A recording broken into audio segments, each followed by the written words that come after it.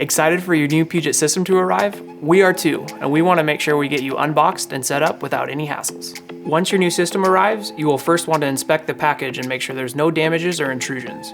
Now we'll cut the tape on the top of the box and open the flaps. With the box open, we'll remove the accessories box and the foam pieces. In your accessories box, you'll find your instruction booklet, which will have information about your computer, including your recovery USB drive and extra discs that come with the system. You'll also find your power cable, your Wi-Fi and Bluetooth antenna, extra display cables, and extra screws that came with your system.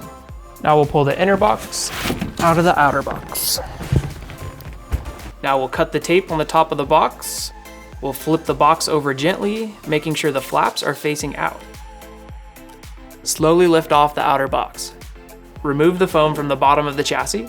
Gently lift the bottom of the chassis off the ground so you can push back the bag. Now rotate the system until it's upright and sitting on its feet. Remove the foam from the top of the chassis, remove the bag, and begin setting up the system on your desk. Be sure you keep the packaging materials in case you ever need to send the system in for repairs or upgrades. Now that we have your system unboxed, let's get it set up.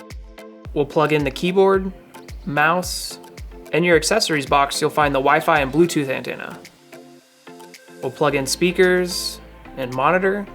Make sure when plugging in your monitor or monitors that you're using the dedicated video card if you have one. Finally, let's flip on the power switch. All right, now with your computer unboxed and all set up, let's power it on and get to work.